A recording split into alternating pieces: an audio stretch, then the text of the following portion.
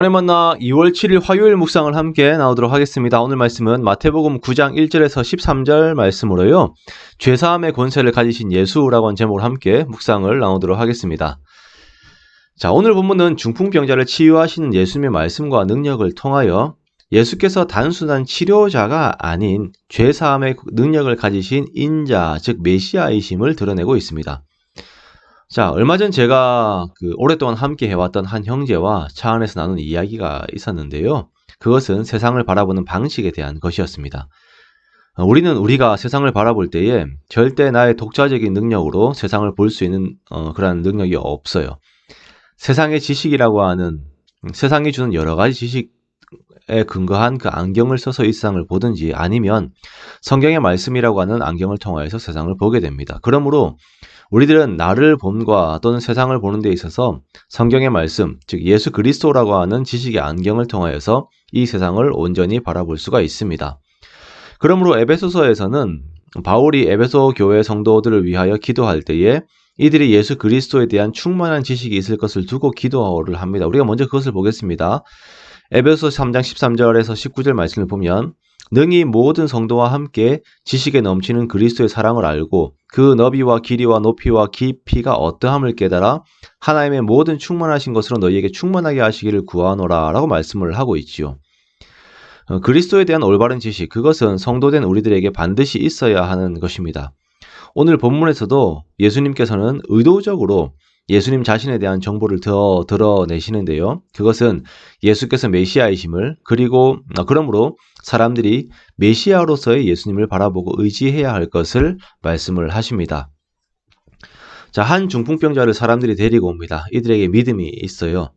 이제 예수님께서 이 중풍병자를 낫게 해주실 것이다 라고 하는 믿음입니다. 누차 말씀을 드리지만 주님께서는 우리들의 믿음을 통하여 역사하십니다. 그러므로 기도가 그렇게도 중요한 것입니다.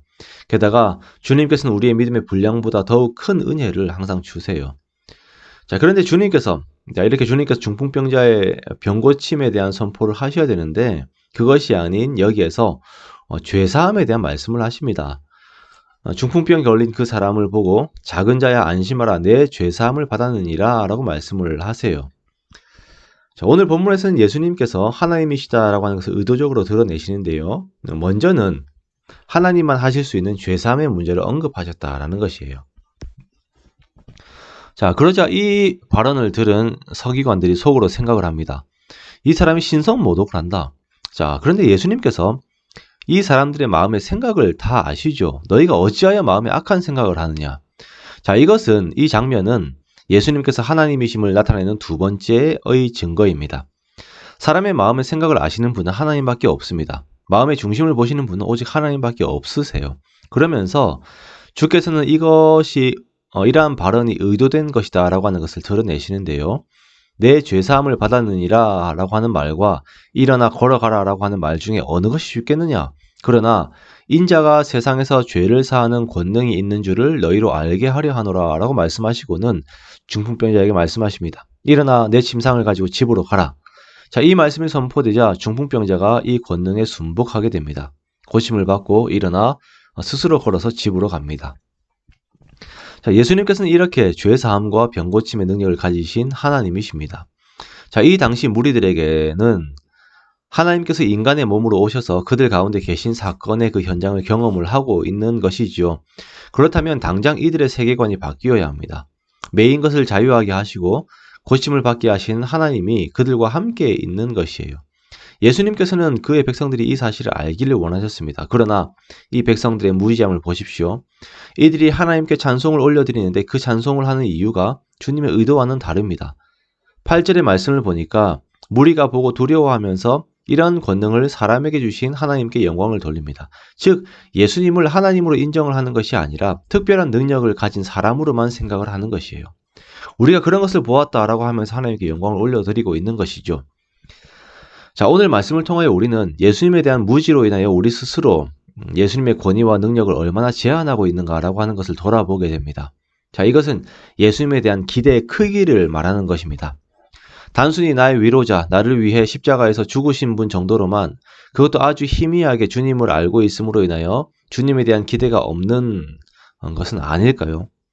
우린 주님을 더욱더 알아가야 합니다. 즉 우리의 전인격으로 주님을 알고 경험해야 합니다. 그래서 만물의 창시자이시자 만물 안에서 만물을 충만케 하시는 주님을 알아 예수 그리스도라고 하는 안경으로 나를 바라보고 예수 그리스도라고 하는 안경으로 이 세상을 바라보고 예수 그리스도라고 하는 안경으로 역사를 바라보면서 우리에게 주어진 현실을 주님 안에서 올바로 직시하고 살아야 하는 것입니다. 이 진리가 우리를 자유케 합니다. 그러므로 사랑하는 성도 여러분, 오늘도 말씀 속에서 드러내시는 예수님을 더욱더 알아갑시다. 지난번 주일 설교에서도 말씀을 드렸습니다. 구약에서 높이는 하나님에 대한 모든 것이 예수 그리스도께 대하는 것입니다. 예수님을 알고 예수님에 대한 모든 지식을 받아들이십시오. 그리고 그분의 권위 앞에 순복하십시오. 그 순복이 매임이 아닌 죄로부터의 자유함을 주실 것이고 그로 인하여 예수님 안에 있는 기쁨이 우리 안에 충만하게 임하게 될 것입니다. 그러한 영적인 축복이 가득한 정말 그렇게 가득한 저와 여러분의 복된 삶이 되시기를 주님의 이름으로 축원합니다.